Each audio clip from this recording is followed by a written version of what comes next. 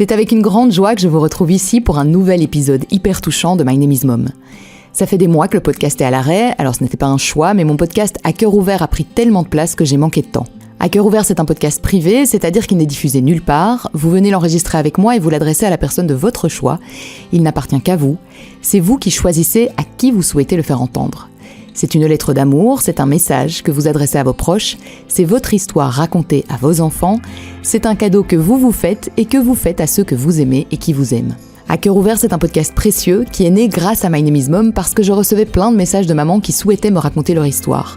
Pour plus d'infos, allez voir sur le compte À cœur ouvert podcast sur Instagram et contactez-moi si vous avez envie que je vous interviewe. Je vous mets les infos dans la description. Maintenant que mon silence est expliqué, place au podcast du jour. Mon invitée s'appelle Julie Compagnon. Vous la connaissez de The Voice Belgique peut-être, elle était demi-finaliste lors de la première saison du programme. Vous la connaissez peut-être aussi pour son groupe de musique Plain Jane ou parce que vous l'avez entendue sur les ondes des radios de la RTBF. On se connaît un peu avec Julie. Et ce qui m'a toujours frappé chez elle, c'est son sourire hyper lumineux. C'est le genre de nana qui illumine la pièce dans laquelle elle entre. C'est encore le cas aujourd'hui, vous ne pourriez pas deviner en la rencontrant pour la première fois qu'elle a vécu l'enfer. Julie a perdu son conjoint, son amoureux, le père de sa fille, son collègue, Raphaël, d'une maladie fulgurante qui s'est déclarée sans prévenir en février 2020. Tout est allé très vite. Raphaël est décédé le 26 avril 2021. Je voulais que Julie nous explique comment on fait pour élever un enfant soudainement orphelin. Comment on réussit à lui dire que la vie est belle alors qu'elle nous a réservé le pire. Ce podcast, c'est une histoire d'amour, de maternité, de résilience. Je suis sûre que les mots et le courage de Julie vous accompagneront longtemps. Voici son histoire. Salut Julie. Salut Déborah. Alors je suis très contente de reprendre les My Name is Mom avec toi. Ça fait un moment que je t'avais contacté.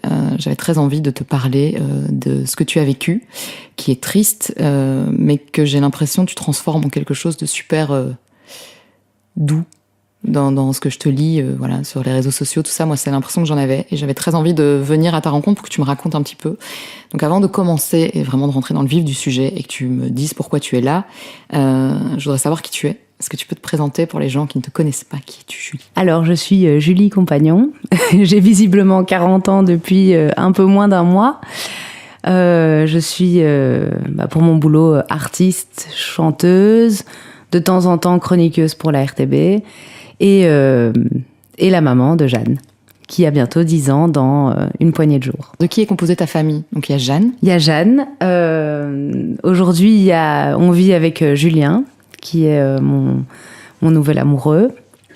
Puis il y a ma famille, évidemment, mon frère, ma sœur, mes parents, la famille du papa de Jeanne, la famille de Raphaël, donc les grands-parents, les frères, les sœurs, enfin les tantes. Et puis il y a aussi la famille de Julien qui est fort présente, frères, sœurs, parents, pareil. Donc on est un joyeux petit monde.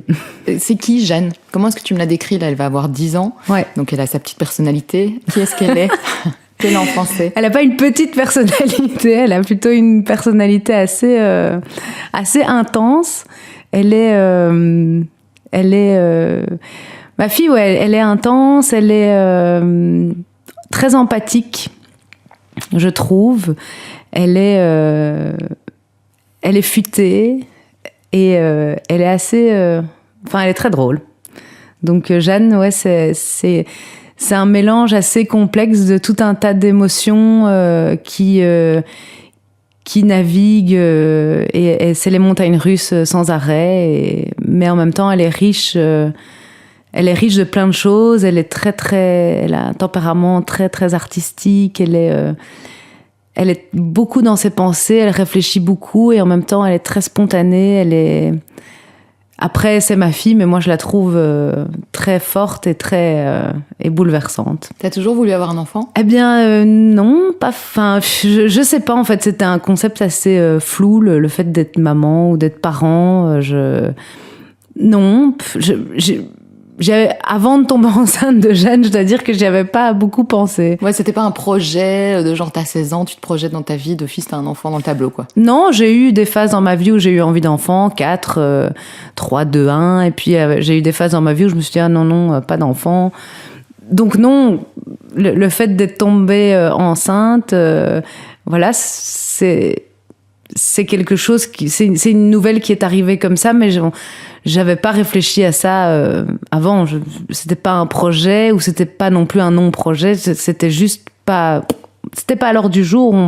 Je pensais pas à ça. Donc c'était un accident, si j'entends ça. Un très heureux accident. Parce que c'est plutôt un super beau cadeau. Mais non, c'était, voilà, je tombe enceinte. Et puis je suis restée enceinte 9 mois. C'est plutôt une chance, parce qu'il y en a qui n'ont pas cette chance. Et je dis ça aussi parce que voilà, pendant toute la durée de ma grossesse, je me suis dit mais c'est pas possible, je sais pas fabriquer un enfant, comment est-ce que je vais rester enceinte, je vais pas rester enceinte. J'ai eu pendant 9 mois le sentiment qu'elle allait pas vouloir rester à l'intérieur de moi. Et puis finalement, elle est quand même restée. On a eu quelques complications pendant la grossesse, mais au final, j'ai accouché de cette petite merveille qui n'avait pas non plus spécialement de prénom quand elle est arrivée. Et puis on s'est dit, on va l'appeler comme ça. Oh, bon, allez, ça va être Jeanne et ça va être super. À ce moment-là, tu es avec Raph depuis combien de temps ? À ce moment-là, je suis avec Raph depuis un peu plus d'1 an. Et donc, ouais, c'est arrivé comme ça. En plus, moi, j'étais tout le temps partie à gauche, à droite parce que j'avais arrêté mon boulot de prof. Il m'avait dit de chanter parce que je chantais bien. Je sortais de The Voice. Enfin, c'était un peu une période un peu... un tourbillon, quoi. Et à ce moment-là, on s'était rencontrés, on était fous amoureux, et puis voilà. Et puis en un coup, je faisais mes débuts à la radio sur Classique 21, parce que j'avais été engagée suite à The Voice. Puis un matin, voilà, je me réveille, je sens qu'il y a un truc. Je me dis, je vais acheter un test de grossesse, et le lendemain, je vais le faire. Le lendemain, je le fais, je suis enceinte, mais je me réveille à 4h du mat pour aller faire les remplacements d'Éric Laforge à 6h. Et donc, le lendemain, je me réveille à 4h, je prends ma douche, je fais mon test de grossesse entre ma douche et le truc, puis je suis enceinte, en fait. Puis je vais dans l'oreille de Raph et je dis, au fait, allez, je m'en vais, j'ai 2 heures de route, parce qu'on habitait à Liège à l'époque, et puis je lui dis, au fait, je suis enceinte, hein, allez, salut, à tout à l'heure. Mais... pour dire à quel point je me suis dit, mais attends, c'est fou, c'est quoi ce tourbillon, c'est quoi ce truc ? Et puis voilà, et puis finalement, je suis restée enceinte 9 mois, quoi. Mais on est arrivé à la maternité, on n'avait pas un linge, on n'avait pas un body, on n'avait pas une poussette, on n'avait pas de chambre, on venait d'acheter une maison qui était plus ou moins en construction. Enfin, c'était en freestyle, mais complet, quoi. Mon frère m'a amené un body... j'ai récupéré tous des vieux trucs, enfin, bref. C'est tellement, t'as eu du mal à y croire ? Oui, complètement. J'ai un peu du mal avec les bonnes choses. J'ai toujours l'impression que ça va foutre le camp. Et avec Jeanne, j'ai vraiment eu ce truc j'ai envie d'y croire et en même temps, j'ai tellement peur que ça n'arrive jamais. Donc, du coup, oui, une fois que je l'avais dans mes bras, là, c'était bon, quoi. Tu t'es sentie mère tout de suite ? C'est difficile à dire. Encore aujourd'hui, je sais pas, je sais que je suis sa maman et tout, mais c'est quoi se sentir mère ? J'en sais rien. Mère, je sais pas, oui. En tout cas, je sais que je devais la maintenir en vie le plus longtemps possible. Et c'est ce que je fais encore aujourd'hui. Hein. Je la nourris, je la lave. Voilà, mais mère...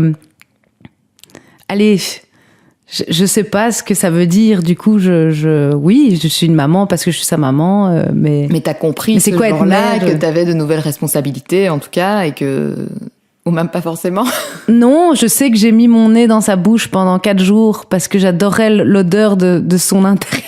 C'est complètement fou, mais j'avais mon nez qui était dans sa bouche. Et je reniflais, je me dis, elle sent la pureté, c'est fou, j'ai jamais senti une odeur de pureté comme ça, et ça, c'est magnifique. Mais je savais que je devais... Enfin, voilà. C'est pas mère, c'est plus, voilà, on est de 2, on a fait 3, et puis on est là, et on se débrouille, quoi. C'est de l'impro, et encore aujourd'hui, c'est beaucoup d'impro, quoi. Donc, oui, je suis sa mère, et personne ne pourra jamais toucher un cheveu de ma fille. C'est ma fille, mais voilà.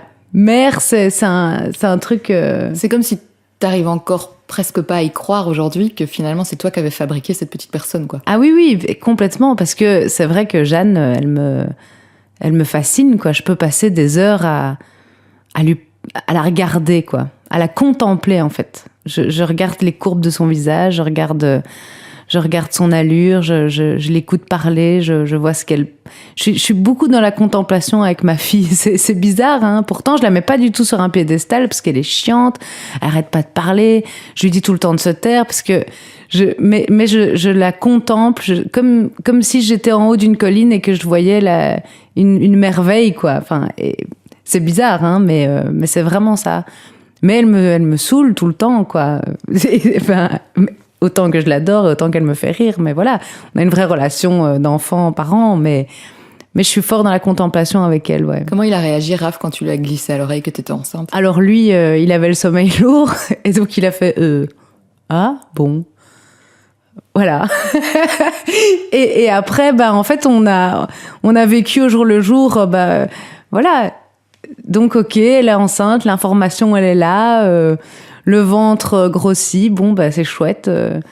Et lui, je ne savais pas... Je le connaissais, mais ça faisait un peu plus d'1 an qu'on était ensemble et je savais pas comment on allait vivre ça. C'était de l'impro mais lui, voilà, quand c'était un garçon d'abord, selon les échos, puis c'est devenu une fille. Quand c'est devenu une fille, j'ai vu le visage de Raphaël s'éclairer, quoi. Genre, ah ok, en fait, c'est une fille. Et puis après, à partir du moment où elle est arrivée, Raph, c'était bon, quoi. Il y avait moi, il y avait Jeanne. J'avais l'impression que son bonheur était complet, quoi. Et il a vraiment pris Jeanne... et il savait quoi faire avec elle, alors que moi, je savais pas toujours forcément. Lui, il savait, quoi.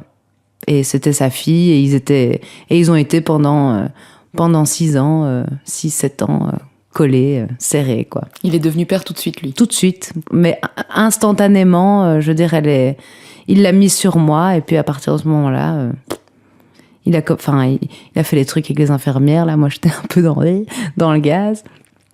Lui, il a fait ses trucs, et puis il a tout géré, puis et on a continué notre vie. On continuait à faire de la musique, on continuait à travailler, et lui, il avait toujours conscience de nous et de cette famille là où moi parfois j'étais plus dans mes pensées, plus angoissée. Lui, il avait les 2 pieds sur terre, il était ancré dans ce moment présent, quoi, avec nous, et il savait mettre ses priorités, en fait. Et sa priorité, c'était clairement Jeanne et moi. Et donc, ouais, il avait une grande intelligence émotionnelle, Raph. Un truc assez rare. Quel souvenir tu gardes de la vie, justement, des débuts de vie à 3? C'était dur pour toi? Pour moi, c'était un peu dur parce que c'était un moment où j'avais beaucoup de propositions, beaucoup de projets, que ce soit un peu dans les médias, dans la musique. Je vivais enfin un rêve professionnel, on va dire, en même temps qu'un rêve privé, parce que j'étais avec Raph, le mec dont j'avais toujours rêvé et qui un jour est apparu. Et puis voilà, on avait cet enfant, on avait notre vie de famille, c'était assez idéal. Et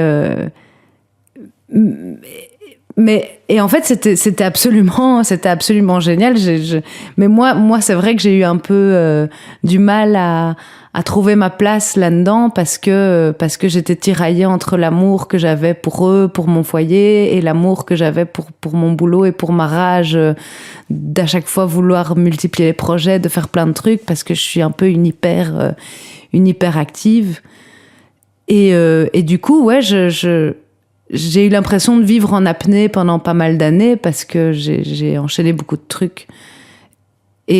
Et aujourd'hui, ouais, c'est un petit regret de ne pas avoir été plus à la maison. Mais en même temps, j'ai fait des tas de choses et qui me permettent aujourd'hui d'être aussi ce que je suis pour elle. Et donc, il y a des regrets et en même temps pas de regrets. C'est un peu... Ouais, tu ne serais pas la même personne si tu avais fait d'autres choix. Ouais, c'est clair. Et Raph m'avait vraiment... c'était vraiment à 2 une espèce de compromis, de dire, voilà, dans le milieu artistique, ça peut marcher pour moi, et puis 1 an après, ça peut marcher pour toi. Et là, je venais d'accoucher, le timing était pas super bon, mais ça marchait pour moi. Et donc, du coup, il m'a laissé le champ libre et il a pris soin de notre amour et de notre vie de famille, quoi. Pendant que moi, j'étais occupée de virevolter sur les routes, quoi. Et puis, on a fait des projets ensemble et c'est comme ça aussi, petit à petit, qu'on a trouvé notre équilibre en bossant ensemble et séparément. Et voilà. C'était quoi vos grandes lignes d'éducation, Araf et toi? Alors, on en a improvisé quelques-unes. Non, la seule chose qu'on s'était dite et pour laquelle voilà, on n'a pas fait de concession, c'est qu'on allait être, peu importe qu'on soit d'accord ou pas d'accord, mais si l'autre prend une décision, on le suit, quoi. On le suit de manière aveugle et tant pis. S'il dit à Jeanne, ouais, ça, eh ben moi je dis, ouais, ça, et pas autrement. On se contredit pas, en fait, devant la petite, et surtout, on essaye on l'a fait, on se manque jamais de respect. Et alors, aussi, moi, je me dénigre beaucoup parce que je suis jamais contente de mon physique et de mon bazar. Et là, quand je disais, ouais, t'as vu, je suis moche là-dedans, il disait, peu importe, mais ça, tu peux pas faire parce qu'en fait, tu dois apprendre à ta fille à s'apprécier. C'est pas en te dépréciant que tu vas lui apprendre à... Donc, c'était plus dans des grandes lignes d'éducation. C'était pas genre, oui, elle va coucher à 8 heures, elle mangera pas de sucre et elle boira pas de coca. C'était plus dans les grandes lignes, quoi, parce que Raph était très dans les grandes lignes. Il avait des chouettes principes, des chouettes valeurs et du coup, peu importe comment on vivait, même si c'était décousu complètement tout le temps, au final, il y avait des choses qu'il fallait respecter. C'était le respect entre nous et le fait de rendre heureuse Jeanne à chaque jour, quoi, de la faire kiffer, quoi. Parce que lui, il se souvenait, il avait beaucoup de souvenirs de son enfance, qu'il avait adoré recevoir tel jeu, qu'il avait adoré faire ça avec ses parents, qu'il avait adoré tel souvenir. Et donc lui, il fabriquait ça avec Jeanne dès le début, quoi. Il lui a transmis sa culture geek à fond. Il n'y a pas un détail de Star Wars qui échappe à Jeanne. Tous les jeux, les jeux vidéo, les bazars, les films. Tout ça, Jeanne, dès 3 ans, elle en a mangé, mais voilà, il voulait lui transmettre juste du plaisir, quoi. Le plaisir, que du plaisir, que du bonheur, que de l'amusement. On faisait un peu bon flic, mauvais flic, quoi. Moi, j'étais plus là pour faire des légumes le soir, mais ça marchait. On n'avait pas de grands principes d'éducation, je l'avoue, mais voilà, on avait le plaisir, quoi. On s'amusait bien. À quel moment est-ce que vous avez compris qu'il y a quelque chose qui n'allait pas au niveau de la santé pour Raphaël? C'est difficile. Maintenant, avec le recul, certains m'ont dit qu'ils avaient remarqué qu'il avait un peu maigri. Nous, on avait mis ça sur le compte d'une vie un peu trop trépidante, quoi. Tout le temps, se coucher à 3 heures du mat, se réveiller à 6, faire de la musique et en même temps éduquer un enfant. Mais apparemment, il avait maigri et puis un jour, il a eu il a eu un symptôme visible qui nous a emmenés aux urgences. Et puis là, le verdict est tombé assez rapidement. En fait, il y a eu deux, trois erreurs de diagnostic. Et puis après, il y a eu un diagnostic, quoi. Mais donc, vous êtes passé très vite de tout va bien. Ouais, quasiment du jour au lendemain. Hein. On avait appris, je m'en souviens très bien, parce que c'était l'anniversaire de notre couple. C'était le 1er février. Et on se prenait toujours un petit hôtel pour être un peu tranquille tous les deux. Sauf que là, cette année-là, il était dans le fauteuil parce qu'il avait eu pendant la nuit un truc qui s'était passé dans son corps. Et donc, le lendemain, on avait dû aller aux urgences. Et puis là, on nous avait renvoyés à la maison. Et puis finalement, ça tombait un week-end. Et là, puis le lundi, l'hôpital nous a rappelé en disant, les radiologues seniors ont regardé vos scans. Et en fait, on aimerait bien que vous reveniez parce qu'il y a quelque chose qui nous préoccupe un petit peu. Donc, on aimerait bien faire quelques analyses supplémentaires. Et puis, en fait, ce jour-là, donc, on venait de conduire Jeanne à l'école, on allait commencer notre journée. Lui était pas bien, mais vu qu'on avait été aux urgences pendant le week-end et qu'ils avaient dit, bon, bah, rentrez chez vous, dormez, ça va aller. On s'était pas plus inquiété que ça. Sauf que là, évidemment, avec l'appel, on va à l'hôpital et puis il commence les analyses. Puis en fait, il se passe rien, on nous dit rien. Lui, il est couché, on lui fait des ponctions à gauche, à droite. Et puis moi, à un moment donné, je vois qu'il est 15h et je me dis, bon, il faut qu'on aille chercher la petite à l'école quand même. Et puis donc, je vais dans le bureau des médecins aux urgences et puis je dis au médecin, est-ce qu'on est bientôt libéré ou est-ce qu'on peut savoir quelque chose? Je dis parce qu'on est là depuis 9h du mat et en fait, on n'a aucune info, on ne sait pas qui, quoi, quand, comment. Voilà, est-ce qu'on peut juste avoir une info ou savoir à quelle heure on peut partir d'ici parce que notre fille, elle est à l'école, on doit aller la chercher. Et puis là, le médecin me regarde avec des grands yeux tout ronds et puis il me dit je suis désolée, mais il me dit j'ai jamais vu ça. Et puis je dis vous avez jamais vu ça quoi? Parce que est-ce qu'on peut savoir? Puis il me dit je peux pas vous dire parce qu'en fait j'ai jamais vu ça, donc il faudra voir avec les médecins. Il dit mais je me demande quel sera le pronostic. Donc là on est à J+3 après les premiers symptômes. Et le médecin il me dit pronostic. Et donc là il y a un truc, j'entends un bourdonnement dans mes oreilles et là c'est comme si un gros brouillard s'emparait de mon cerveau et je me dis non, il a pas capté, il m'a dit pronostic mais il voulait dire diagnostic parce que pourquoi pronostic, qu'est-ce qu'il en sait, enfin je veux dire on a fait 2 prises de sang à pronostic. Mais du coup j'ai ça donc j'ai ça dans ma tête mais j'en parle vraiment à aucun moment à Raph parce que je me dis attends c'est complètement hallucinant. Il s'est trompé, c'est pas possible. Et puis finalement, on est libéré de l'hôpital et le médecin vient nous dire avant qu'on parte, on ne sait pas ce que c'est, mais on vous tient au courant. Et pour le moment, les premières infos, c'est que c'est peut-être une leucémie ou quelque chose comme ça. En réalité, l'avenir nous dira pas longtemps après, 10 jours après, que c'était pas une leucémie, mais que c'était un cancer qu'ils auraient pas pu trouver s'ils avaient pas ouvert Raph à un moment donné.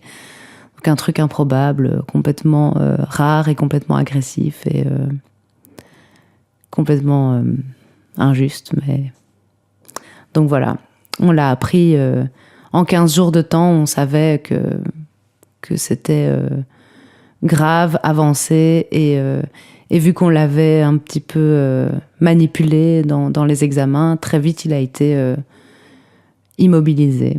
Donc pendant tout le temps de sa maladie, il était plus ou moins immobile. Donc de passer à une vie où rock'n'roll, où vous faites de la musique, en 10 jours, 10-15 jours.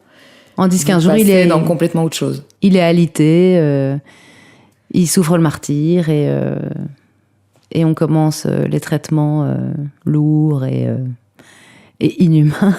Je dis inhumain parce que, franchement, c'est nécessaire parce que je suis consciente que tous ces traitements lui ont fait gagner du temps et j'y crois dur comme fer que les traitements lui ont fait gagner du temps. Mais à quel prix, quoi, parfois, c'était vraiment violent. Est-ce que vous avez su tout de suite que c'était incurable? Moi, je l'ai su tout de suite parce que déjà il y avait une part d'intuition, je voyais bien comment les médecins réagissaient, je voyais bien que les choses fonctionnaient pas comme elles devaient fonctionner. Enfin, je pense que j'avais compris. Puis aussi évidemment on se renseigne un peu, on essaye de prendre des infos à gauche à droite, pas toujours de la meilleure des manières sur internet et tout ça. Mais lui, je pense que même peut-être qu'il le savait, peut-être qu'il le savait pas. Mais je pense qu'il s'est protégé de savoir ça aussi. Et du coup, on n'a pas occulté ça, mais on n'en a pas fait un... Allez, on s'est pas dit, on se réveille... Enfin, je pense que lui savait, mais d'un autre côté ne voulait pas savoir. Et donc, on a vécu un peu ça chacun de notre côté, dans nos têtes respectives. Moi, en sachant que je devais quand même anticiper s'il y avait la petite. Et lui, en se disant, je veux pas le savoir parce que je veux vivre chaque moment sans avoir cette chape de plomb au-dessus de la tête. Donc, c'était deux manières de penser qui étaient en tout cas réfléchies pour qu'on puisse continuer à se réveiller le matin, aussi bien lui que moi, quoi. C'était une manière de vous protéger l'un l'autre aussi. Oui, moi je voulais pas que le cadeau qu'il nous a fait pendant toute sa maladie, c'était de ne pas... il a pas paniqué, il a pas cédé à la panique. Et je trouve que c'est un cadeau parce que quand on sait déjà que c'est un peu désespéré, mais qu'en plus la personne à côté panique, a peur de ce qui va arriver, ça aurait vite été ingérable. Et en fait, lui, il a vécu... j'imagine qu'il paniquait, que je ne peux même pas m'imaginer ce qu'il devait ressentir au fond de lui. Mais je sais qu'il nous a protégés de ça, et c'est une force inouïe, parce que il aurait pu céder à la panique, quoi, dire oh quoi, qu'est-ce qui se passe que... Moi, j'ai cédé à la panique parfois, pas face à lui, mais parfois je me retrouvais dans des états en me disant mais c'est quoi cette cage qui est en train de plonger au fond de l'eau et de laquelle je pourrais jamais me sortir. Mais lui, voilà, il avait cette grandeur d'âme. Il nous a protégés malgré que c'est lui qui allait pas s'en sortir, parce que nous, à un moment donné, on allait s'en sortir. Comment est-ce qu'on explique à une petite fille, elle a quoi, elle a 6 ans à ce moment-là? 6-7 ans? À ce moment-là, ouais, elle a 6 ans. Elle a 6 ans. Son papa ne va pas bien. Tout début. En fait, au début, c'est un peu comme on l'a vécu, Raph et moi. Donc, on l'a vécu un peu tous ensemble. Tiens, on va à l'hôpital. Tiens, on ne sait pas trop. Qu'est-ce qui se passe? Dans les premiers mois de la maladie, on a essayé de le vivre au jour le jour, en se disant, voilà, de toute façon, on fait le traitement. On ne sait pas ce que le traitement donnera. Et je pense que voilà, même si on savait vaguement, on avait quand même toujours cet espoir qui est humain et qui est nécessaire, parce que si on n'a pas l'espoir que le traitement fonctionne, à quoi bon? On fait pas. Oui, à quoi bon le faire? Enfin, ou alors on le fait, mais... Et là, on avait quand même besoin d'avoir cette énergie du désespoir en faisant les traitements et en se disant, on n'est pas à l'abri d'aller chez l'oncologue dans un mois et qu'ils nous disent ça a diminué, on va pouvoir opérer. Ce genre de truc, on ne sait pas. On entend des trucs parfois miraculeux, on se dit ça va certainement nous arriver. Donc à Jeanne, on essaye de... Après, c'est le confinement, on n'est que entre nous, donc c'est un peu chaud, on n'a pas trop de soupape, on est complètement livré à nos 3 petits cœurs blessés. Et donc, on essaye de positiver, on essaye de pas trop y penser, on fait les traitements et on se dit voilà, maintenant on a rendez-vous dans un mois pour voir si tout va bien. Laissons-nous vivre. Et en même temps, non, parce que Raph souffre, Raph ne bouge pas dans le fauteuil. En même temps, on voit personne. En même temps, il n'y a pas d'école. Et en même temps, moi, j'ai cette chape de plomb au-dessus de la tête, tout comme Jeanne l'avait certainement aussi, et tout comme Raph l'avait certainement aussi. Mais on vivait, voilà. Comment on explique ça à un enfant? En fait, on lui explique pas, parce qu'elle est une éponge, parce qu'elle nous voit rire, elle nous voit pleurer, elle nous voit se serrer dans les bras, elle voit que quand je lis un courrier, je m'effondre, ou elle voit que je prends la température de Raph, elle voit que... Donc en fait, on lui explique pas, elle l'est avec nous. Elle comprend ce qui se passe, et en même temps, elle a 6 ans, donc qu'est-ce qu'on lui dit? On lui dit que là, je prends... On est très dans les faits, en fait. Là, je prends la température de papa parce que là, il va pas bien. Là, il va faire une sieste. Nous, on va aller faire un petit tour. Voilà. Et puis quand il se réveille, il est avec nous, il est présent et il est joyeux. Donc, en fait, on vit ça à ce moment-là comme ça. Puis après, il y a des traitements qui dégénèrent, où il faut qu'il aille à l'hôpital, où il faut que je reste seule avec Jeanne. Alors là, évidemment, je rentre un peu plus dans le vif du sujet avec Jeanne, quoi. Je lui dis que voilà, que papa est malade et qu'on fait tout pour le soigner. Et c'est la vérité. Je lui mens pas à ce moment-là. À aucun moment, je lui ai menti d'ailleurs, parce que quand ça a vraiment dégénéré, je lui ai dit aussi très, très frontalement. On était à l'hôpital, là, l'oncologue... on avait été dans plein d'hôpitaux différents parce qu'il a essayé tout un tas de choses. Et le dernier hôpital, on avait un oncologue absolument génial, mais vraiment un médecin d'une grande qualité qui avait été très, très, très juste sur c'est horrible ce que je vais dire, mais sur le timing qui nous restait, sur ce qu'on pouvait faire encore pour vivre ça de la meilleure des manières, en sachant que ça n'allait plus... que ça n'allait pas fonctionner dans le temps encore longtemps, quoi. Et donc il est venu nous dire que on allait sans doute devoir commencer tout doucement à préparer le départ de Raph. Ça a été d'abord 3 mois, et puis ça a été 1 mois, et puis il est revenu en nous disant, voilà, maintenant, dans moins d'1 semaine, vous serez partis. Enfin, donc c'est quand même assez intense. Mais donc, la première fois qu'il nous dit, voilà,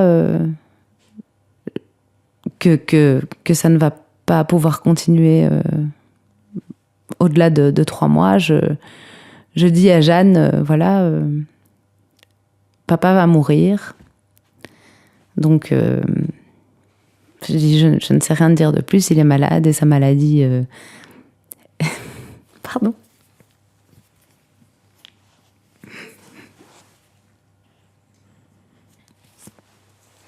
Et elle me dit, je m'excuse, hein. Et elle me dit, comme Jeanne est, elle me dit, je veux voir le médecin. Et donc, moi, je suis un peu déstabilisée. Je me dis, ok, je vais demander au médecin s'il peut te recevoir. Et donc...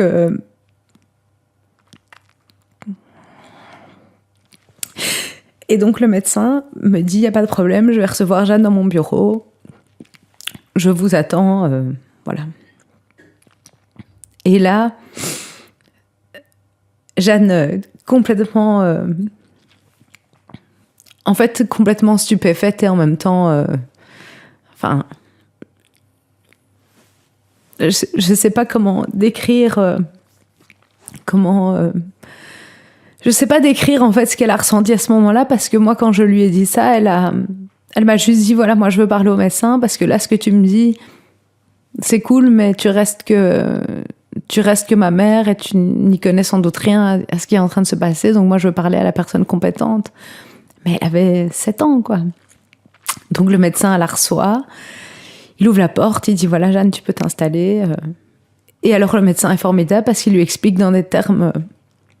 très accessible, le mal dont son papa souffre et pourquoi il n'en sortira pas. Et après, on est entouré à l'hôpital par une équipe de psychologues. Je m'excuse de craquer justement à ce moment-ci, mais ce qui est bouleversant, c'est de se dire qu'en fait, pendant toute la maladie, j'ai redouté le moment où je dirais à Jeanne que son papa allait mourir ou était mort. Et donc, à ce moment-là, le cadeau aussi, quelque part, qu'elle m'a fait de sa réaction, en disant, écoute maman, je comprends que...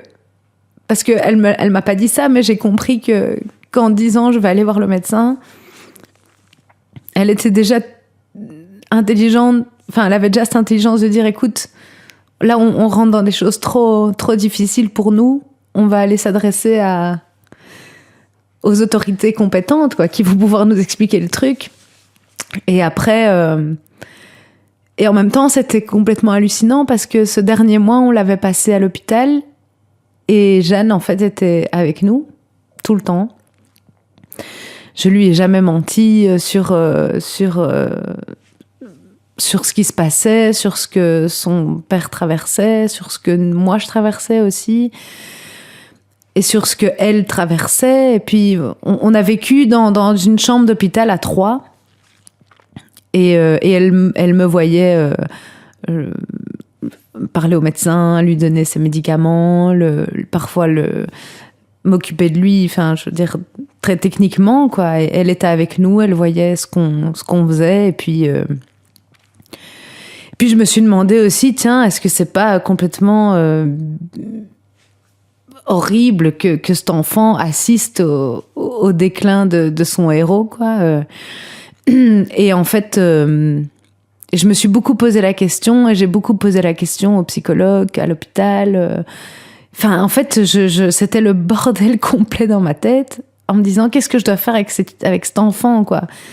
Et en même temps, pour Raph, je me dis, il doit être avec sa fille, c'est maintenant ou jamais. Et je me disais, elle doit être avec son père, c'est maintenant ou jamais. Et moi, je dois être avec eux deux, parce que ce trio qu'on forme, c'est maintenant ou jamais. Et donc, en fait, un soir, j'ai demandé, il y avait un médecin en soins palliatifs qui était là. Et je sais pas pourquoi, elle donnait des calmants à Raph. Et alors elle me regarde parce qu'elle me voyait. J'étais toujours au-dessus, debout, à regarder Raph. Et là, il faisait nuit dans la chambre. Jeanne dormait dans un coin. Et je la regarde, et elle me regarde, et elle me dit « Un bon accident de voiture. Hein. » Et moi, je dis « Bah ouais, un bon accident de voiture. » Parce que, et en me disant ça, j'ai compris qu'elle me disait « Putain, pardon, je m'excuse. » Elle me disait, je comprenais qu'elle m'avait compris sur tous ces mois qu'on avait passés horribles, quoi. Et qu'elle me disait, voilà, une mort soudaine aussi, parfois, c'est bien, quoi. Si, il faut mourir. Et donc, oui, elle m'a soulagée en me disant ça, parce que c'est vrai que voilà, c'était difficile à voir. Et puis, je lui ai dit, qu'est-ce que vous pensez du fait que ma fille soit là? Et c'était une femme, je me souviens, une espèce de grande Lady Di, une grande femme blonde aux cheveux courts, très classe et très, très joviale. Pour un médecin en soins palliatifs, c'était complètement très, très forte, très mince, très, très, très classe, mais très forte comme ça. Et alors, elle m'a dit, vous préférez que votre fille soit à la maison et qu'elle fantasme tout ce qui est en train de se passer, dans le sens de fantasmer, elle pourrait même penser pire, quoi. Et donc, elle me dit, c'est vrai que ça peut paraître difficile maintenant, tout ce qu'elle voit et tout ce qu'elle subit, mais au moins, elle n'aura pas réellement de questions par rapport à tout ce qui s'est passé. Elle dit, et vous lui faites un cadeau pour l'avenir parce que vous lui permettez d'accompagner son père, allez, vers là où il va. Et du coup, c'est vrai que c'est difficile, mais c'est vrai que quand on est rentré à la maison, quand Raph est décédé et tout ça, même par rapport à sa maladie, vu qu'elle m'avait accompagnée partout. Elle avait déjà les réponses, en fait. Elle avait les réponses, elle n'avait pas de questions. Et parfois, et encore aujourd'hui, quand elle me pose une question ou quand il y a quelque chose qui se passe, je lui dis que je lui ai jamais menti. Et elle me regarde droit dans les yeux, elle me dit oui, je sais. Elle sait que je lui mentirai jamais, même dans le pire. Enfin là. Oui, pour la construction de la confiance aussi entre vous. Ah ouais, ouais. Elle sait que tu es la personne en qui elle peut avoir le plus confiance. En tout cas, je lui avais dit déjà à ses 7 ans, je lui ai dit voilà, je veux pas te mentir, je te mentirai jamais, je dois te dire la vérité, tu l'as vu. Maintenant, tu sais que dans ma vie, s'il y a bien une chose que je ferai jamais, c'est de te mentir. Et ça, elle me dit, enfin, elle le sait. Comment est-ce que tu as vécu les semaines qui ont suivi le décès de Raph, les semaines, les mois? Parce que j'imagine que tu as ta peine à toi, la peine de ta fille à gérer. Comment on fait pour s'effondrer, pour accepter sa propre tristesse quand en face de soi, on a son enfant, à qui j'imagine on ne veut pas faire peser ça non plus? Pour dire toute la vérité, c'est qu'on a tellement vécu une descente aux enfers qui était épuisante sur tous les plans émotionnels, physiques. C'était un moment, c'était fou. Il fallait tenir physiquement, quoi, pendant ces 14 mois de lutte, parce que chaque moment où on s'est dit que c'était pire, c'était encore pire et encore pire et encore pire. Et au moment où je me disais, là, ça peut pas être pire, bah si, c'était encore pire. Et du coup, quand les derniers moments à l'hôpital, il y avait son meilleur ami était venu le voir, et au final, il est plus jamais reparti, donc il est resté avec nous jusqu'au bout. Et quand il est parti, j'étais effondrée, et en même temps il y avait un soulagement qui s'est emparé de moi, mais vraiment je sais pas expliquer, un truc genre ok, là maintenant c'est fini, on va vers autre chose, quoi. Je vais prendre soin de ma fille, on va se reposer d'abord, et en fait, qu'est-ce qu'on fait, comment on se sent? En fait, on sait pas. Là, à l'heure actuelle, j'ai toujours pas réfléchi à comment je me suis sentie directement après. Je sais qu'on a senti un grand vide, qu'on regardait des films toutes les deux, qu'on se lâchait plus, qu'on dormait ensemble, qu'on était devenus très, allez, elle voulait plus me lâcher 5 minutes parce qu'évidemment elle était dans une grande insécurité d'avoir perdu un parent, donc elle voulait pas me lâcher de son champ de vision, quoi, ce qui est normal. Moi non plus. On s'est fort accrochés l'une à l'autre, et puis comment on se sent, comment on s'effondre, on s'effondre en fait. Puis Jeanne, voilà, j'ai jamais occulter mes sentiments et ce que je ressentais vis-à-vis d'elle, parce que j'avais l'impression qu'elle avait besoin de me voir pleurer et de me voir en manque de son père, et en me disant, moi, naïvement, ça va l'aider aussi à sortir tout ce qu'elle a à sortir, sauf qu'en fait, elle a pas du tout eu cette réaction-là. Elle a eu une réaction elle s'est dit, non, je vois ma mère complètement partir en live, quoi. Donc en gros, elle a tenu bon à fond, et elle a pas voulu parler de Raph, elle a plus voulu en parler avec moi, alors que j'avais toujours été très, allez, j'avais toujours dit mes sentiments par rapport à ça, je lui avais rien caché, et puis en un coup elle se refermait comme une huître, mais parce que c'était l'insécurité. Elle s'est dit, si on parle de papa, si on tourne autour du sujet, maman va repartir, donc il faut qu'on évite le sujet, il faut que moi j'occulte, il faut que moi je dise que je m'en fous, et c'est ce qu'elle a fait. Elle t'a protégée, en fait. Elle m'a protégée à fond, ouais. Après, évidemment, les rôles se sont inversés, il a fallu du temps, elle a grandi, parce qu'elle était petite, puis à un moment donné, ouais, son évolution a fait que c'est venu, sa douleur, sa tristesse et le sentiment d'injustice est arrivé plus tard. On est un peu passé ça, mais on était en plein dedans il y a un peu moins d'1 an, quoi. C'était parce que là, voilà, elle se rendait compte de plein de choses, plein de souvenirs qui lui revenaient, des choses qu'elle avait quand elle a vu que j'allais mieux. C'est à ce moment-là qu'elle a elle pris le champ pour s'exprimer, et elle a bien fait, et c'est pour ça que je suis contente aujourd'hui d'aller mieux. C'est un grand mot, enfin je veux dire, je vais mieux, oui, parce que j'ai repris le dessus sur mon boulot, ma vie, mon truc, mais la douleur, elle est toujours là, elle est super présente, la blessure, elle sera toujours là, et je veux pas qu'elle me quitte, parce que c'est ça qui me tient accrochée à lui. Mais voilà, je peux maintenant en parler enfin, visiblement pas ici, mais je peux en parler sans craquer, et sans avoir un débordement d'émotions, quoi. Est-ce que tu penses que finalement la présence de Jeanne, c'est aussi ça qui vous a permis de tenir aussi longtemps, qui vous a donné de la joie et de la légèreté là où il y en avait plus? C'est à double. Oui, parce qu'à la fois c'est horrible parce qu'elle doit subir ça, et à la fois sa présence fait que pour vous il y a quelque chose quand même de lumineux. Il y a une. Non, mais façon, qu'on vive dans un moment horrible ou dans un super moment, sa présence a d'office changé notre vie, a illuminé notre vie. Sa présence était difficile dans le sens où Raph me disait « ça me fait vraiment chier de vous laisser, quoi ».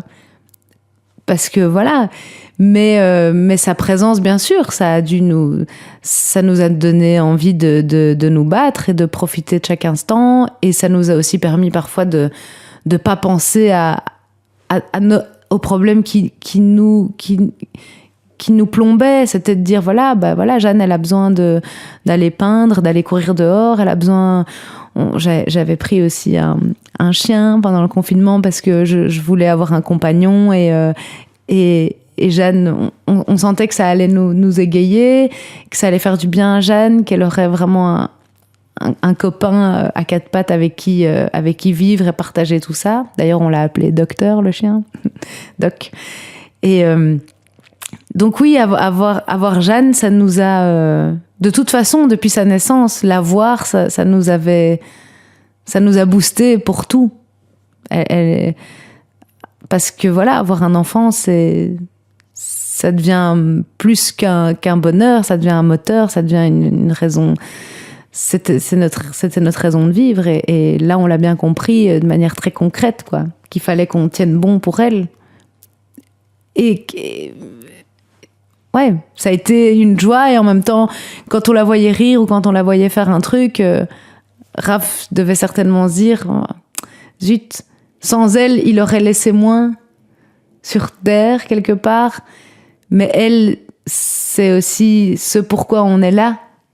Si on prend les origines profondes de l'humanité, c'est quand même de se reproduire et enfin bon, bref, je m'égare, mais je veux dire, voilà, c'était un bonheur. Ça a toujours été un bonheur et le fait qu'elle soit là, ça a certainement durci la chose, mais adouci aussi la chose. Enfin, je sais pas si c'est très clair ce que je raconte, mais... C'est très ambivalent.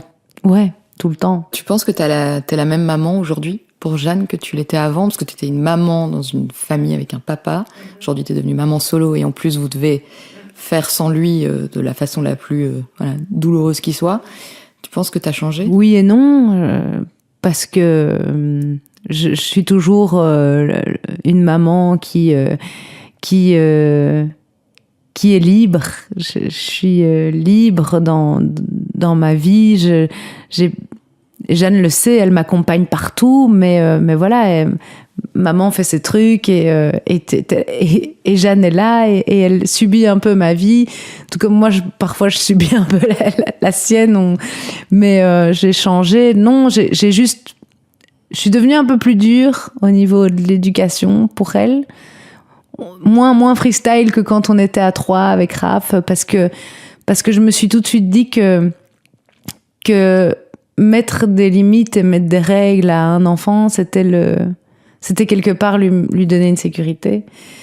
Et j'ai senti qu'elle en avait besoin de cette sécurité et que au plus parfois j'étais dure avec elle, au plus ça montait haut dans les tours, au plus elle m'aimait. Allez, au plus elle se sentait en sécurité, au plus elle venait dans mes bras me faire des câlins.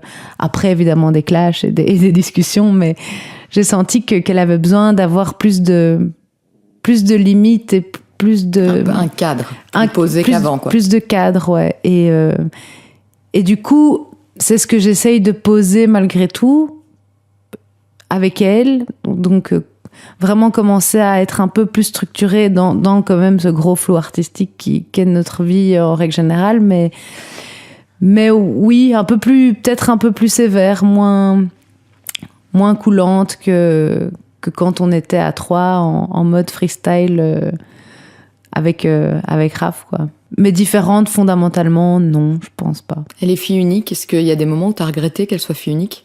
De te dire si elle avait eu quelqu'un pour partager ça aurait été peut-être plus facile pour elle? Ou au contraire? Je me suis pas beaucoup posé la question, mais j'avoue que juste avant que Raph tombe malade, on envisageait de remettre ça. Et au final, oui, je suis passée par des moments où je me suis dit, tiens, ça aurait été sympa qu'elle ait un frère ou une sœur. Puis à d'autres moments, je me dis, attends, si j'avais eu un enfant encore plus en bas âge que ça à gérer, dans tout ça, ça aurait été compliqué, mais tout ça n'aurait peut-être pas dû arriver non plus. Enfin, je sais pas, j'avoue que j'ai pas trop pensé à ça. Je me disais juste, on vivait le moment présent et une personne en plus ou en moins, je sais pas. Je sais pas. C'est vrai que Jeanne, voilà, je me suis dit, la pauvre, elle est toute seule, elle vit ça toute seule. Mais elle se construit aussi, elle s'est construite autour de ça. Et si elle avait eu un frère ou une sœur, est-ce qu'elle aurait pas aussi surprotégé son petit frère ou sa petite sœur? Est-ce qu'elle aurait pas... En tout cas, voilà, on n'a pas eu la chance d'en avoir un deuxième. Donc, il y a qu'elle. Et voilà, c'était comme ça. Justement, là, on parle de l'idée de faire un deuxième, dans l'idée de refaire sa vie. Comment est-ce qu'on fait pour refaire sa vie? Parce que tu es jeune, 40 ans quand même, c'est jeune. Tellement jeune. Tellement jeune. Mais donc, tu as encore tout le loisir de refaire ta vie. Comment est-ce qu'on fait? Tu me le disais, tu vis avec ton nouvel amoureux, mais comment est-ce qu'on fait pour pas avoir de culpabilité par rapport à ça? Voilà, je pense aux mamans qui t'écoutent et qui peut-être traversent la même chose que toi, ou ont traversé. Comment est-ce qu'on fait? Quel conseil tu donnerais? Le truc, c'est que Raph est pas décédé de manière soudaine. Et donc, en fait, dans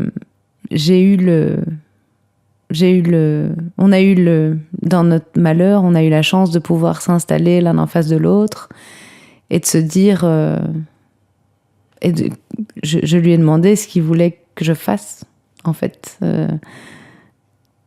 C'était un moment complètement hallucinant, et en même temps, c'est un moment qui m'aide beaucoup aujourd'hui.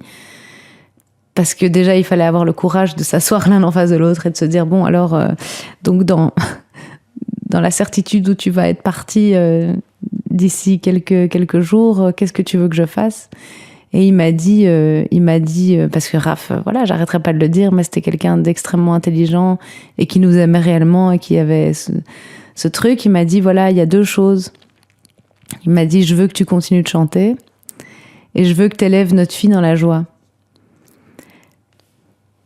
Il avait dit ça, et il m'a dit, pour le reste, tu fais ce que tu veux. Mais il m'a vraiment dit ça comme ça. Il m'a dit, pour le reste, tu fais ce que tu veux. Après tout ce que t'as fait, il m'a dit, franchement. et du coup, quand il est parti, moi, j'ai eu le sentiment que c'est comme si, voilà, notre histoire avait eu un début, qu'elle s'était développée, qu'elle avait évolué, qu'on s'était aimé. Et quand il est parti, c'est comme si c'était fini. Il m'avait dit au revoir, on s'était dit au revoir. Notre histoire était... Je l'aimais toujours, évidemment, mais notre histoire d'amour était finie. Allez, ça a l'air bizarre ce que je dis, mais... Comme quand on est un couple et qu'on décide de se séparer à un moment donné, on met les choses sur la table. Il y a un enfant, donc on arrange un peu tout ça, mais on se quitte, quoi, parce que c'est fini. Et évidemment, c'était pas ça, parce que j'étais avec lui, j'étais sa femme, c'était mon amour. Mais quand il est décédé, la minute où il est décédé, pour moi, c'est comme si à ce moment-là, notre relation était finie, notre relation amoureuse, pas notre relation éternelle, parce que évidemment je l'aimerais toujours, c'était mon grand amour, mais et pour refaire sa vie après, en fait un jour un jour quelqu'un croise un jour voilà, j'ai croisé la route de quelqu'un, et puis et j'ai pas...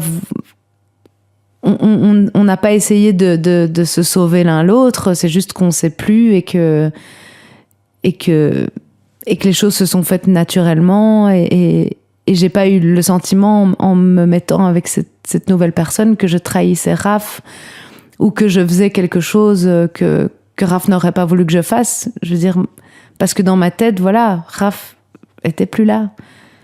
Et j'ai tout fait pour prendre soin de lui. J'ai tout fait. J'ai tout fait jusqu'au dernier moment. Et du coup, J'ai pas de culpabilité avec ça. Oui, Raph est mort, mais toi tu vis. T'es vivante et t'as le droit. Ouais, et c'est même pas une question. Je me suis pas dit, tiens, je m'autorise ou je m'autorise pas à le faire. Ça, c'est les gens qui se sont chargés de me dire ce que je devais faire ou pas faire. Mais moi, dans mon cœur, j'avais besoin de m'en sortir, j'avais besoin de vivre, de me reconnecter à... Pas seulement pour moi, pour pouvoir être là, présente pour ma fille, pour apprécier la vie, pour le temps qui me reste. J'ai vu Raph tellement se battre pour la sienne. Quelle stupidité de pas m'en rendre compte et de pas vivre moi aussi, et de pas me rendre compte de la chance que j'ai, parce qu'au final moi c'est comme si j'en avais une deuxième dans tout ça. Si Raph avait pu avoir la chance d'avoir une deuxième chance, mais j'espère qu'il l'aurait saisie à fond des deux mains, quoi. Et oui, bien sûr, ça pose des tas de questions, mais moi, j'ai juste vu qu'à un moment donné, il y a un super gars qui était là et qui m'a dit, bah viens dans mes bras. Et j'ai fait OK. Et puis maintenant, ça fait 1 an qu'on vit ensemble et je me dis, mais quel cadeau, quoi, dans ce merdier. Quel cadeau, ce mec, quoi. Enfin... aussi bien pour moi que pour ma fille. Il m'a pas pris moi. Il s'est pas dit, ah tiens, je vais prendre la mère, et puis ah bon, il y a elle. Non, il nous a englobés toutes les deux dans son truc, et il nous fait, et il nous met bien, quoi. Il nous aime, on l'aime aussi, et il prend la place de personne, et Jeanne, grâce à lui, quelque part, vu que moi, elle a du mal à m'en parler, elle valide tous les souvenirs qu'elle a avec son père, avec lui, et lui les reçoit. Enfin, c'est pas, ça peut paraître un peu bizarre, mais en fait, c'est tellement, pour elle, c'est précieux de pouvoir déverser comme ça. Lui, il a tellement aussi d'empathie envers elle que il est fasciné par Jeanne, et il l'adore, et donc c'est une nouvelle relation qui se fait autour de ça, et c'est une relation qui est magnifique, et je sais pas quoi dire d'autre, c'est juste c'est un cadeau. Tu m'as dit là, quand tu en parlais brièvement, oui, c'est les gens qui ont dit ce que j'avais le droit de faire ou pas, enfin qui ont pensé à ça. Justement, on en parlait là avant de lancer le podcast, c'est compliqué, les gens, quand ils le vivent pas, ils ont envie de parler, ils savent pas comment. On parlait des gens qui parfois t'évitent quelque part pour à la fois peut-être pour pas être maladroit, à la fois pour se protéger eux. Qu'est-ce que tu voudrais dire justement ? Qu'est-ce que t'aurais eu, de quoi t'aurais eu besoin ? Des gens justement qui vivent pas ça. Qu'est-ce qu'on doit faire quand quelqu'un traverse ça pour lui faire du bien ? Franchement, j'en sais rien. Moi, je sais que j'ai fait au lendemain, au sortir de tout ça, j'ai vraiment, j'ai eu un moment, j'ai un peu pété les plombs, j'ai fait n'importe quoi. Et Raph n'avait pas vraiment tenu au courant tous ses amis de l'état désespéré dans lequel il était. Ses amis savaient qu'il était malade, mais pas à ce point. Et il y a un ami qui est entré dans ma vie, mais qui était un ami de Raph. Et lui m'a sauvé la vie quelque part. Il est arrivé et je suis sûre, et il est arrivé par amitié pour Raph en fait, mais il est venu nous sans être, comment il a été. Et je peux dire que lui il a été juste, mais il était là, il était présent, il voyait que j'étais en train d'escalader une montagne, mais pas pour voir le paysage qu'il y avait au-dessus, mais il savait qu'à un moment donné, j'allais vouloir sauter de la montagne sans... Et du coup, il était là, et après, il y a plein de gens qui sont venus. Il y a des gens que j'ai plus jamais revus 2 jours après le décès de Raph, après avoir préparé l'enterrement. Il y a des gens que j'ai plus jamais revus, qui ont plus jamais voulu avoir de mes nouvelles. Il y a des gens qui en fait, le comportement des gens, je peux pas dire il y a une bonne méthode ou il y a une mauvaise méthode.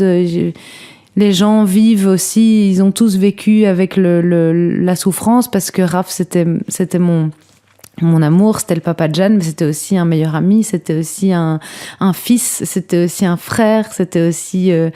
Et donc, en fait, il y a d'abord cette grosse chape de douleur qui s'abat sur tout le monde, où tout le monde est là dans la première semaine après la disparition, parce qu'il faut préparer tout un tas de choses. Et puis après, il y a le ouais, on doit sortir de ça, donc chacun reprend sa vie par rapport au degré qu'il avait d'attachement et d'intimité avec Raph, sauf que nous, on est restés, nous et sa famille proche, on est restés fort, fort dedans, et les gens, ils ont besoin, à un moment donné, c'est trop, ils ont besoin de se dire, ok, Julie, c'est chouette, mais on va un peu prendre des distances parce que ça nous plombe, parce que c'est compliqué, et il y a vraiment dans ce lot-là, dans tout ce que les gens n'ont pas su faire ou ont fait, où il y avait cet ami-là, et lui, il était juste là pour me mettre de temps en temps mon nez dans ce que je faisais de pire, et pour s'asseoir, pour pleurer avec moi, pour me nourrir, pour mettre ma fille au lit une fois de temps en temps, pour me dire, tiens, tu sais, là, t'as 18 factures en retard, il serait peut-être temps de mettre un peu ton nez dans tes trucs. Et aujourd'hui, voilà, c'était pas vraiment mon ami à la base, c'était plus l'ami de Raph, mais aujourd'hui, c'est tous les jours on s'appelle, il est là, c'est même pas mon meilleur ami, c'est quelqu'un avec qui on s'insulte la plupart du temps en plus, parce que voilà, on a des vies très différentes et des conceptions opposées, mais il est là. Et lui, il m'a aidé, quoi. Il m'a vraiment aidé. Quel conseil tu donnerais aux mamans aux mamans solo qui galèrent, qui ont du mal à s'organiser? Comment tu fais? Je sais pas donner de conseils, parce que je pense que le pire truc, justement, quand on est dans ces moments-là, c'est de recevoir un conseil, quelqu'un qui va dire fais plutôt ça ou fais plutôt ça. Moi, ce qui m'a aidé, et c'est même pas un conseil que je donne, je dis juste que moi, ça m'a aidé, c'est... Moi, j'ai lu, j'ai pas arrêté de lire. J'ai essayé de trouver des podcasts, j'ai essayé de trouver des gens qui vivaient la même situation. Pas pour recevoir des conseils, mais juste pour essayer de mettre en perspective ce que je vivais et de me dire que j'étais pas seule. J'aurais voulu avoir accès à des groupes de parole ou des trucs. Je suis sûre que, vu mon tempérament, j'y serais allée. Mais un conseil, non... faut se réveiller, et puis si un jour on pense qu'il faut rester au lit, il faut rester au lit. Si un jour on pense qu'il faut un petit verre de Porto, il faut boire un petit verre de Porto ou pas. Ou allez, je veux dire, moi j'ai utilisé tout ça.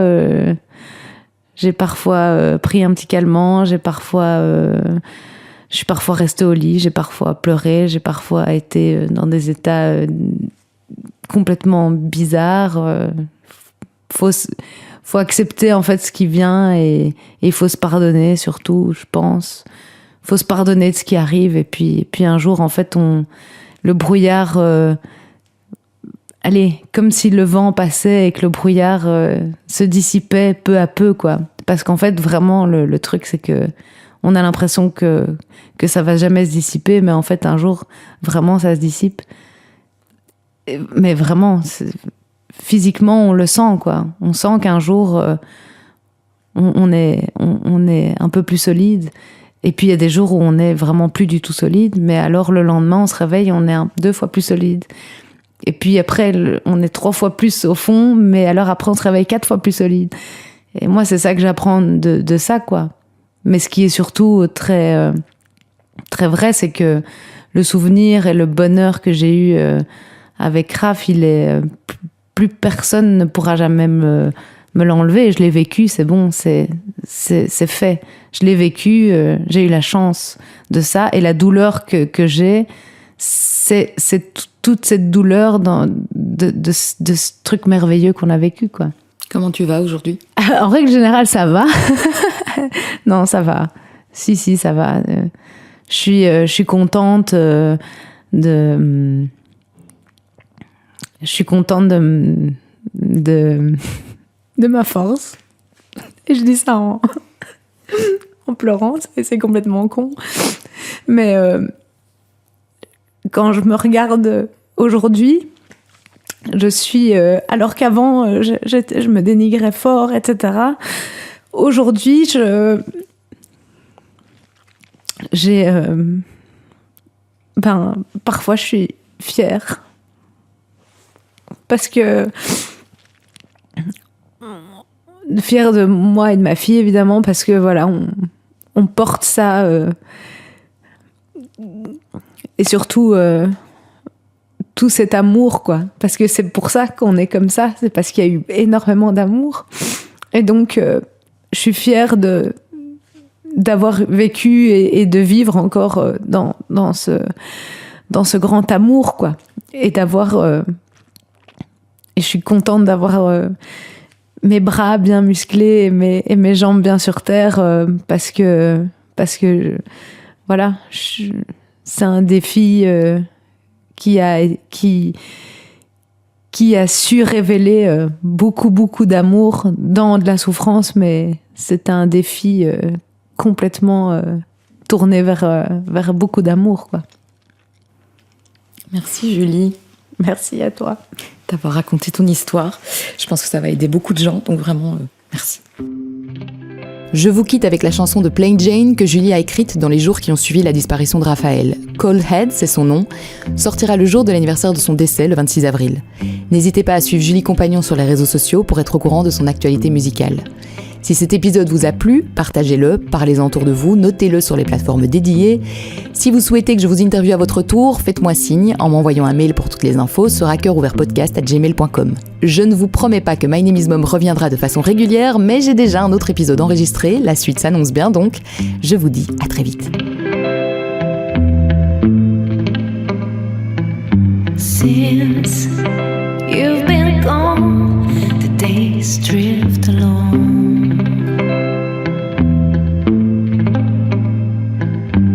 In solitude, I'm trapped. I can't remember when or how I break down. I was told life moves on.